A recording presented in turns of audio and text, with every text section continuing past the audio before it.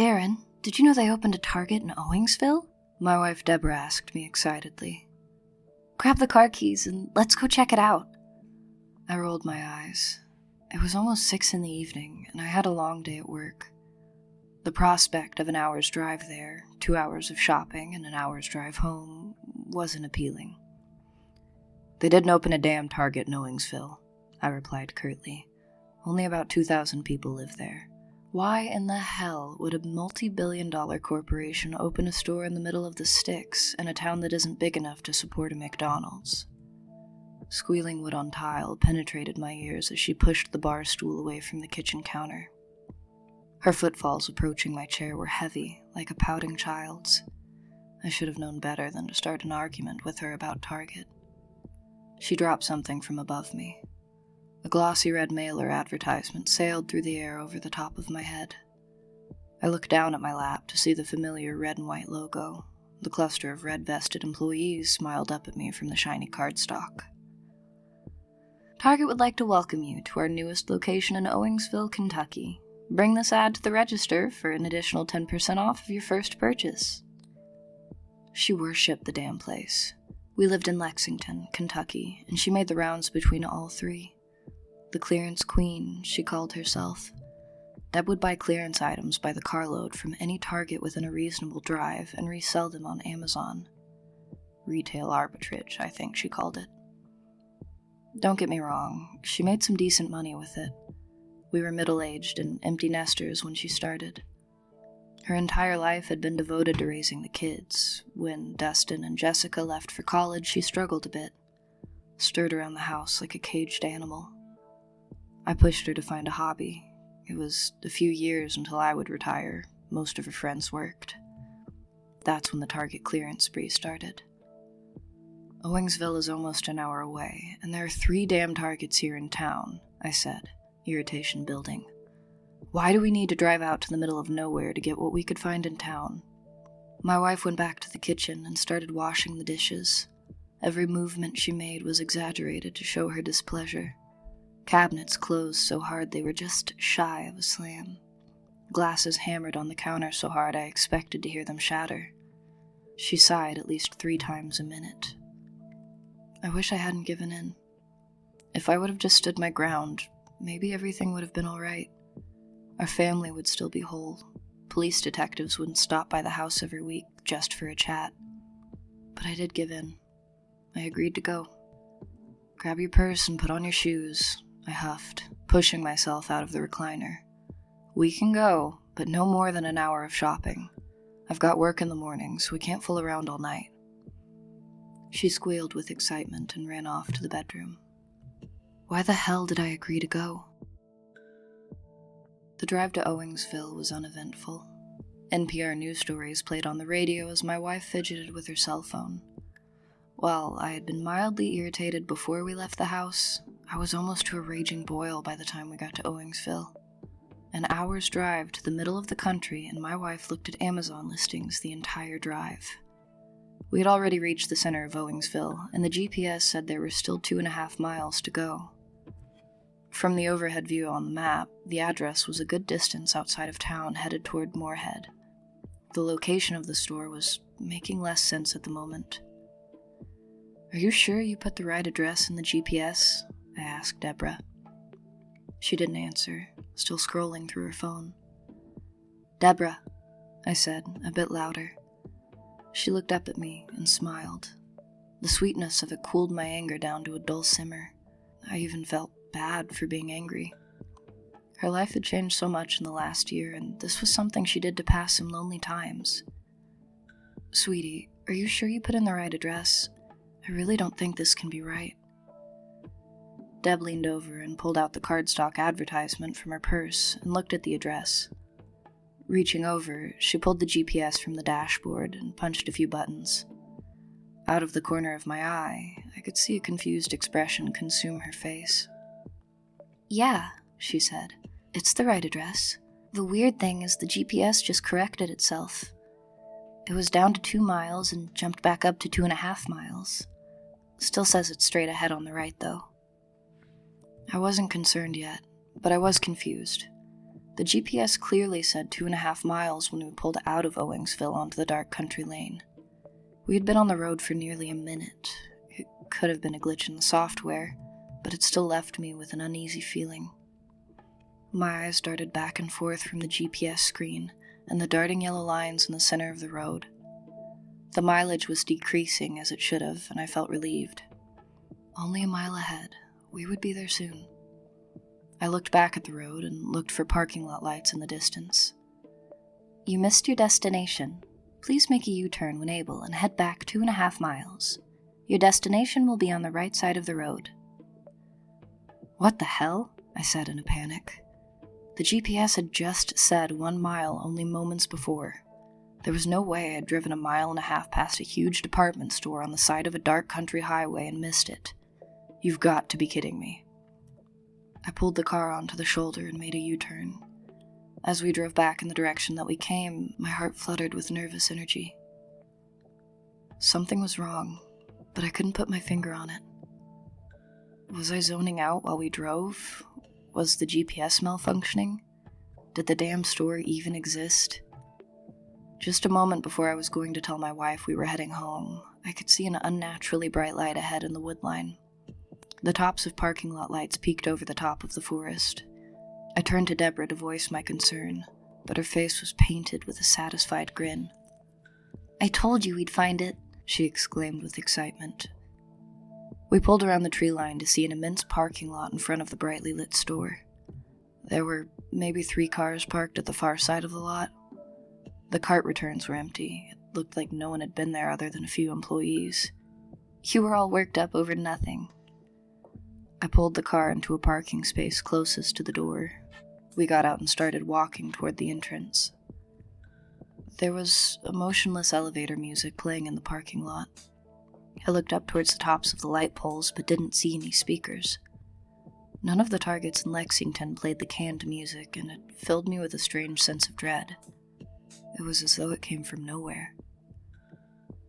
Even the entrance to the building was strange. While most stores have an entrance directly in the center of the building, or 2 mirrored entrances on each end of the building, there was only one here. It was almost directly at the far right corner of the building. I looked to my left and saw the 3 other cars in the lot were parked all the way to the right. Maybe there was an employee door on the side of the building, but I couldn't see a walkway. There were 4 or 5 feet of grass between the parking lot and the edge of the building.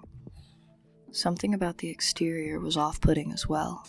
Every other store I had seen was a cream or beige color with a few red awnings and a red Target logo next to the store name. Not this one. The entire building was fire engine red. It reminded me of the unrealistically bright blood from the old 80s slasher films. Where there would usually be only one Target logo, the building was covered in them. Hundreds, maybe. All different sizes. Some of the larger logos had smaller ones between the red and white circles. A few overlapped. Strangest of all, there was no sign that just said, Target. Deb, something about this is weirding me out, I said hesitantly. Let's come back tomorrow during the day. Looks like they could be closed anyhow. Not many cars in the lot. She stopped and turned toward me. The exuberant grin had vanished from her face and was replaced by a set of furrowed brows. Her body was slightly rigid and her head turned slowly from side to side. We drove an hour to get here, and you nearly got us lost twice, she said angrily. Don't you think for a second we're going home? If you're going to act like an ass the whole time, go wait in the car. I was a bit dumbstruck. Deb was usually soft-spoken and sweet. Only a handful of times had I ever heard her curse. Never at me. She turned and went through the sliding doors at the front of the store. Hurt and angry, I went back to the car. For the first 30 minutes, Deb was inside. I scanned the parking lot like a prey animal, searching for a hunter. No cars passed on the main road, and no one pulled into the parking lot. There was no motion that I could detect through the glass doors into the building. Occasionally, a light would flicker in the parking lot. Otherwise, things seemed relatively normal. I tried to call Deborah once or twice, but didn't get an answer. Halfway through a lengthy, apologetic text message, I decided to leave her alone. She probably needed time to cool off, and Target bargain shopping was probably the best medicine for that. At some point, I fell asleep. It wasn't intentional, but there's only so much aimless scrolling on a smartphone I can do before I start to nod in and out. Once I start to drift, an involuntary nap is always in my future. I'd been asleep for around 45 minutes when my cell phone began to buzz in my hand. Startled by the sudden motion, I looked down at my phone. There was a text message from Deb. I thought it was just Deb telling me she was running behind, but checking out. Help me. The message was confusing. Did she want help carrying something to the car? Was there something she wanted my opinion of? I sent a reply. What do you need help with, sweetie? No response. 3 minutes passed. I tried again. You okay? Another few minutes and still no reply. I'm getting worried. Do I need to come in? I waited for another minute, but she never texted me back. Unsnapping my seatbelt, I pushed the door of the car open and felt resistance and a loud smack. Looking to my left, there was a yellow car next to me. It hadn't been there when I went to sleep, and I had just slammed my door into the side of it. There was just enough room for me to slide out, so I wedged myself sideways and closed my door. Bending over, I looked at the side of the yellow car where my door had made contact. There was no dent or mark. With relief, I stood and turned to head toward the door. I was startled by an ocean of yellow cars. There were dozens of makes and models, but each vehicle in the lot was yellow. Almost every single parking space was filled, but there was no one in the parking lot. When I turned to head toward the door, there was no one moving around inside that I could see from there. My stomach dropped. Something was wrong. When I passed through the entryway doors, the store looked like it should, with a few exceptions. All of the registers were self-checkout, with no place for an attendant. Where you would expect to find a customer service department, there was an empty red wall. There was a cart corral, but it stood empty. All of the products I could see on the shelf had no writing, just the Target logo and a picture of what was inside. Strangest of all was the lack of people. The only noise in the building was a keyboard version of The Girl from Ipanema. It had a tinny quality to it, as though it were playing from a World War II-era radio. Crackles of static pierced through, occasionally causing me to wince. "Hello?" I said loudly. It wasn't quite a shout, but there was more volume to it than my normal speaking voice. It took most of my willpower not to scream at the top of my lungs, but I didn't want to make myself seem unstable if it turned out there were other people in the store. There has to be someone else here, I thought to myself. Why the hell would the parking lot be full if no one was inside? No one answered my call. "Excuse me," I said a bit louder. My footfalls almost seemed to echo as I walked into the store. "Deborah? Can you hear me?" Silence. "Is anyone in this damn building?" I screamed. My temples were throbbing, and it felt like the canned music pouring from the speakers grew louder to drown out my calls. I was running down the aisles, looking side to side frantically. Passing row after row of generic shelves filled with red packaging, I screamed my wife's name over and over. My phone vibrated in my pocket and I pulled it out. Another text from Deborah. "Please get me out of here." A chill ran up my spine. "Can you hear me screaming for you?" The ellipses bubble popped up, showing she was typing a response. "No, I can only hear the red men. I'm hiding from them in the bathroom. Please come help me." I didn't have time to register what she meant by the red men. Breaking into a run, I headed toward the back of the store. As I passed by the clothing section, I panicked and jumped back, slamming into a rack filled with clothing. A red, faceless man was standing on a platform behind the rows of clothing. Terrified, I pushed myself backward and hid behind a shelf. There was no sound of movement, only the tinny music playing from overhead. I couldn't decide if the red man hadn't seen me. After a few moments, I slowly peeked my head around the shelf toward the clothing section. The man stood stoically behind the rows of clothing. Bright lines of light reflected off of his smooth body. He didn't move at all. It's a mannequin, I thought. Move your ass and find Deborah. I stood and walked back around the shelf. Without the lens of fear, I could see that the shiny red man was only a mannequin. There were no clothes on it yet. Maybe the store opened before they were able to finish setting up the store. As I walked past it, my pulse slowed. I could see the bathroom sign hanging from the ceiling overhead and moved in that direction. As soon as I got Deborah out of the bathroom, we were going to get out of there and blow every stoplight between Owingsville and Lexington. Then, I heard footsteps. When I turned to face the clothing section, I could see the bright red mannequin was off of the pedestal. It stood on the bright white tiles of the walkway. In only a moment, the thing had moved at least 15 feet in my direction. There was no one around. "What the hell?" I said aloud. Slowly, I began to walk backward toward the bathroom, keeping my eyes locked on the mannequin. It didn't move, but I had the uncomfortable feeling that it was watching me with its featureless face. Sweat began to pour from my forehead. Suddenly, there were steps behind me. I spun around to see another red mannequin standing about 100 feet on the other side of me. As I looked in its direction, I could hear more footsteps behind my back. When I turned, the mannequin from the clothing department was a few feet closer to me. Before I could collect my thoughts, both of the shining red mannequins burst into a sprint toward me. I panicked and ran into the aisle behind me. Their hard feet clacked on the floor, easily making gains on me. 20 years past my prime, I wasn't used to much physical exertion anymore. I hadn't run more than 2 aisles, and I had already lost my breath. Entering a box of shelves, I turned to face the oncoming red mannequins. Desperate, I searched the shelves near me for a weapon.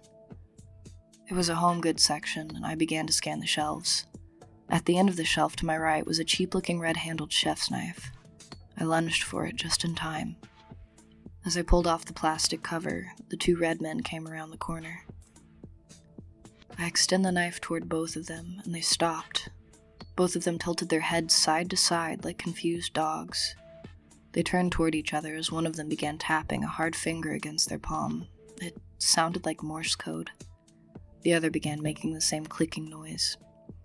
They simultaneously turned and walked toward a red support pillar a few feet behind them. I watched cautiously, scanning the area behind me occasionally. Their sudden disengagement made me as nervous as the pursuit itself. When they reached the red pillar, they both turned and placed their back against it. Stretching their arms straight over their bodies, they tilted their heads back. The overhead speakers began to increase in volume rapidly. I watched as the 2 red men fell backward and vanished into the pillar. My mind struggled to comprehend what I had just seen. The store was quiet again. I could feel the throbbing of my temples intensify. Once I snapped myself out of the momentary daze, I began moving cautiously toward the bathrooms again. I moved slowly, checking each aisle before I passed to the next one, always looking for the red men, always listening for the slightest sign of another person. It felt like an eternity, but finally I made it to the bathroom hallway. The lights there flickered wildly and the music dissipated. On the left was the men's restroom, and on the right was the women's. I ran quickly toward the door, gripped the handle, and pulled it open. Behind the door was a red brick wall. I slammed my fist against it in frustration. "Darren?" I heard a muffled voice say from behind the brick wall. "Darren, is that you?" "Deborah?" I shouted. "Are you okay? I'm right outside. Is there a way to get out?" "No," she whimpered. "But I think I hear..." Her sentence was cut short by a blood-curdling scream. I could hear thrashing and dull thuds through the red bricks. I screamed her name over and over, but she never replied. The room behind the brick wall fell silent. Then the clicking of footsteps began to sound at the end of the hallway. I turned my head to see dozens of shiny red men blocking the hall, their heads all tilted at different angles. Some had lengths of pipe in their smooth grips, while others held assorted kitchen knives. A chain was swinging lazily from the hands of the red man in front of the horde. My eyes darted back and forth between the brick wall blocking me from my wife and the group of demonic red mannequins. I began to cry loudly, accepting that I couldn't save Deborah. Hell, I couldn't even save myself. In resignation, I fell backward. As my back met what I thought was the dead end of the hallway, I was surprised to feel the push bar of a door that wasn't there moments before it hit the small of my back. The door gave way, and I tumbled backward, slamming hard against the ground. My vision was swimming as I watched the door marked "Emergency Exit" slam closed. I blacked out. When I came to, I was in a field. The tall grass was brushing against my face, and the rustling sounds of nocturnal animals filled the night air. My head was throbbing, and for a moment I couldn't recall why I was on the ground. I pushed myself up from the ground and reached forward to grab the door handle, but found nothing. There was only an empty field in front of me. Moonlight reflected from my car windshield in the distance. The building was gone. The hundreds of yellow cars had disappeared. Grass and weeds replaced the parking lot. That was 7 months ago. I called the Owingsville Police Department, who came to the scene to investigate. They took my statement and looked at me in bewilderment as the story of the now absent Target store became odder with each passing sentence. "There's never been a Target in Owingsville," said one of the officers. "Not the kind of place that sets up shop around here." Deborah never returned. She's been listed as a missing person the entire time. Detectives from Owingsville and Lexington have interviewed me more times than I can count. They've served me search warrants for the house and both of our cars, interviewed every damn person both of us knew. No one talks to me anymore. Our friends won't answer my calls, my family won't talk to me. Her family hired a private investigator. I see the greasy bastard following me sometimes. Hell, I even quit my job. They couldn't fire me, but they made sure I knew I wasn't wanted there anymore. I miss my wife, but everyone thinks I killed her. My life is falling apart. But maybe it will change. I've got to call the detective soon. When I checked the mail today, there was something strange in there. Something that gives me a little hope. It was a Target mailer. The same one Deborah showed me all those months ago, just advertising a different location. "Target would like to welcome you to our newest location in Paris, Kentucky. Bring this ad to the register for an additional 10% off of your first purchase." There was the same group of red-vested employees smiling at the camera, cheesy grins and everything. Right in the middle was a face I knew so well. She was smiling that same smile I'd seen 1,000 times. Deborah.